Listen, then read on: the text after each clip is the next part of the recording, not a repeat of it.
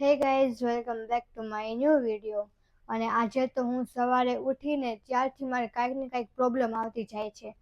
મારે શું કરવું ને એ જ નથી ખબર પડતી. હું તમને કહું કે ડેલીનું મારે છે ને મેં ડેટા જે રિચાર્જ કરાવ્યું છે ને એ 2 GB પર ડેનું મેં કરાવેલું છે.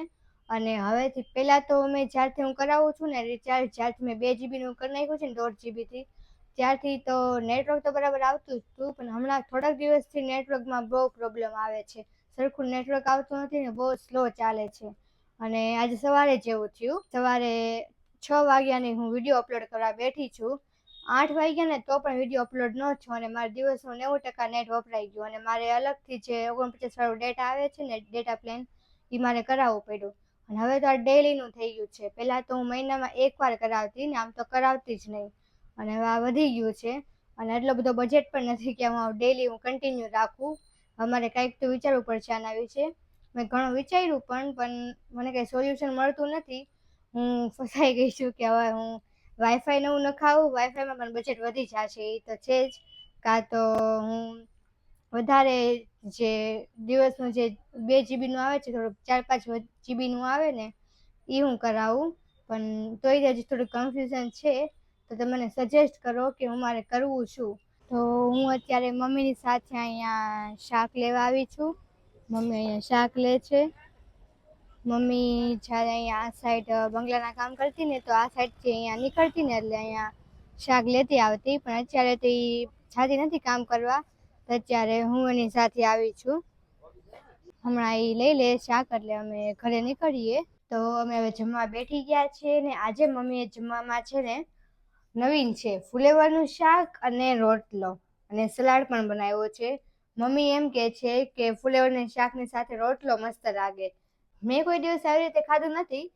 હું તો જ્યારે ફુલેવરનું શાક ખાઉં ત્યારે રોટલી ને ભાખરી સાથે જ ખાતી હોઉં છું. આજે પહેલી વાર રોટલા સાથે ખાઉં છું, તો હું જોઉં છું કેવું લાગે છે. તો હવે હું વિડીયો અપલોડ કરવા અહીંયા બહાર બેઠી છું. અંદર નેટવર્ક નથી પકડાતું એટલે બહાર બેઠી છું. તડકે બેઠી છું. આમ તડકે હું આ સાઈડ બેઠી હતી, પણ આ સાઈડ બહુ તડકો વધારે પડતો આવે છે એટલે અહીંયા ઓછો આવે છે એટલે અહીંયા બેઠી છું.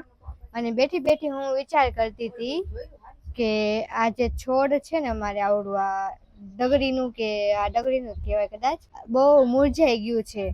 અને મૂળિયા છે ને આ મૂળિયા બહાર નીકળી ગયા છે. અને પેલા તો બહુ ફૂલ આવતા, બહુ એટલે આખું છોડ ફૂલથી આમ આખા છોડમાં ફૂલ આવતા એમ. અને અત્યારે તો ફૂલ જ નથી આવતા, 1-2 ફૂલ માંડ આવે છે. તો હું અત્યારે વિચાર કરતી હતી કે એનું શું કરું. તો મને યાદ આવ્યું 2-3 દિવસ પહેલા છે ને ભાભુ આવ્યા હતા ને, એમણે કીધું કે એમને જે નવું ઘર લેવાનું છે ને તો એ ત્યાં લઈ જશે. ત્યાં જમીનમાં મમ્મી અત્યારે મામી સાથે વાત કરે છે.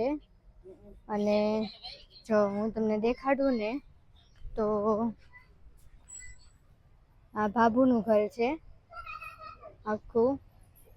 અને અહીંયા આ છે અમારું ઘર છે ઉપરનું, ના કાકાનું છે, આખું ભાભુનું ઘર છે. અત્યારે હીરસથી ઘરે હશે.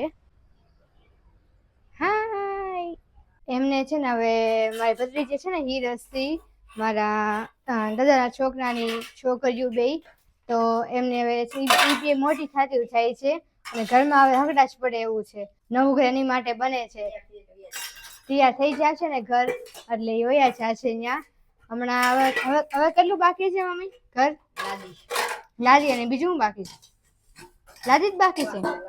હા, પ્લાસ્ટર ને લાદી બાકી છે. જેવું એ થઈ જશે ને રેડી એટલે એ લોકો અહીંયા શિફ્ટ થઈ જશે અહીંયા રહેવા માટે. હવે ભાભુ ને મોટા ભાઈ એ લોકો પણ જલ્દીના નવા ઘરમાં રહેવા વહી જવાના છે. અને કાકા ને કાકી ને એ લોકો પણ 1-2 વર્ષથી તેમના નવા ઘરમાં રહે છે. હવે જો તમારો સપોર્ટ હશે ને અમારા નસીબમાં લખ્યું હશે ને તો અમે પણ એક નવું ઘર લઈ શકશું અને છે ને અમે અહીંયા રહેવા વહી જશું. તો હું અત્યારે જીજુના ઘરેથી આવી ગઈ હતી અને મમ્મી અત્યારે ગોદડા કરે છે. ગોદડું અમારું તો નથી, પણ કોનું છે મમ્મી ગોદડું? હા ભાઈ, પાડોશીનું છે ગોદડું. અમારા ગોદડા તો મમ્મી બહુ પહેલા કરી નાખતી હતી ને કરી નાખ્યા છે. અત્યારે પાડોશીના ગોદડા કરવાનું ચાલુ કર્યું છે. નવરી નવરી ઘરે બેઠી હોય ને તો આવું કર્યા રાખે. એ મમ્મી જુગાડ કરે છે. આ ગોદડું છે ને અંદરનું જે ગોદડું આવે ને આવડું, આ ઈ આગળથી લઈને અહીંયાથી આમ ત્રાસું વહી ગયું છે. ત્રાસું તો અહીંયા બધું અંદર ખાલી ખાલી છે. તો મમ્મી જે આવડા કટકા વૈધા હોય ને કટકા એ નાખી નાખીને જુગાડ કરે છે કે આમ ભરાય જાય, સરખું સીધું થઈ જાય એમ. અહીંયા જોવો, આ મમ્મી અહીંયા મેં તમને કીધું ને જુગાડ સામે કરે છે, એવો જ જુગાડ મમ્મી અહીંયા કર્યો હતો. તા ઈ સીવતા સીવતા અહીંયા સોય વળી ગઈ. કેટલી મોટી સોય છે અને એ વળી ગઈ. તો હવે વિચાર કરો કે અહીંયા હાંધા મમ્મી સીવતી હતી, ત્યાં સોય ત્યાં વળી ગઈ છે. તો સામે એને જુગાડ કર્યો છે, પણ ત્યાં કહો ને ત્યાં જે પાતળું પાતળું જ છે, અહીંયા છે ને જાડું જાડું છે. ત્યાં જે પાતળું પાતળું જ છે, એટલે ત્યાંના જુગાડમાં છે ને સોય નહીં વળે, અહીંના જુગાડમાં સોય વળી ગઈ. જો તમને મારો આજનો વિડીયો ગમ્યો હોય તો વિડીયોને લાઇક, શેર અને કમેન્ટ કરજો. અને જો તમને આવી રીતે મારા ડેઈલી વ્લોગ્સ હોય તો ચેનલને સબસ્ક્રાઇબ કરી દેજો અને બેલ આઇકન ક્લિક કરી દેજો, જેથી કરીને તમને મારા ડેઈલી લાઈફની અપડેટ્સ મળતી રહે.